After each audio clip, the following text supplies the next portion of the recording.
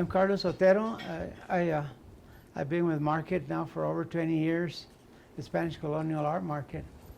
And I got into the Spanish colonial art market because of my love of history, tradition, culture, which I've always been involved with. It's been fun, and it's been, I think, good to pass on parts of the culture through these mediums, because when I taught architecture, usually it's New Mexico to architectural revival or a Pueblo revival, where I mix the corbels and the lintels and what we see around us. You know, it's part of the story of our history here and how we cope with all these different issues that come up with our spirituality and the images and all that. As artists, you know, we have to look at that.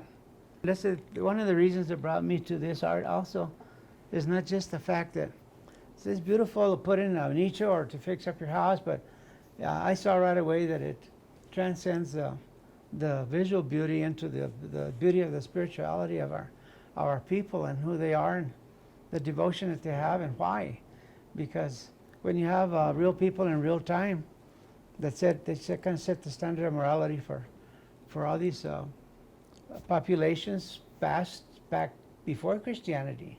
Because we're looking at Christianity when we look at what we do as revivalist artists most of the time.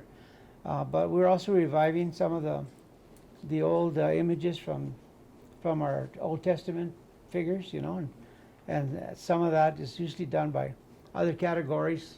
We see unpainted bultos up north, or juniper carvers that are carving, you know, Moses and Jacob's ladder and things like that. And some of us do that also, but we paint and we keep it kind of to a minimal.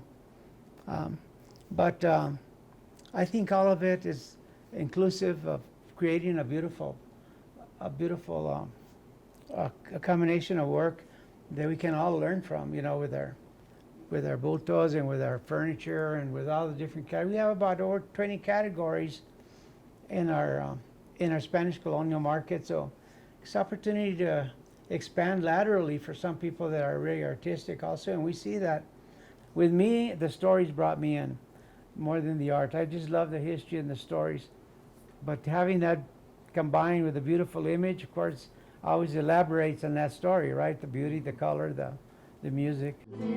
Óyeme, mi plegaria es un grito en la noche, Madre, mírame. I'm kind of an in-between, but I like tradition. I haven't journeyed into anything new, but I like tradition. I like the old pieces, and I think they give a little bit more credibility to the story. But I like to mix it also with the saying. Sometimes, you know, we get my people recognize, they say my santos, because they might be a little bit more earthy, because I use a lot of earth tones. I like a lot of dirt that I make my pigments from, and I don't use too much of flowers or things like that, you know, plants. I do very little though, and of course sticking to the old techniques and keeping it true. Sometimes we sway a little bit. I like to go to the Rio Grande and still dig out my cottonwood root, or cottonwood if I can't find the root. But I still like to take the little trip to the Rio Grande here, the river, and it's a little harder to find because now they're kind of clearing the brush and all that kinds of fires. So you have to go a little further sometimes to find good wood that is good carving wood. But because carvers from New Mexico and central New Mexico were carving mostly cottonwood, for me to keep to that kind of makes it a little more aesthetically right, I think. So kind of the way that things go as we decide how we're going to do our work, and also decide on our palette colors. As we go, we kind of change a little bit as we go sometimes, because of inspiration that others have done that we've seen. Because you know, we're basically, want it or not, we're kind of products of our environment. You know, we tend to be influenced, you know, by things that we love.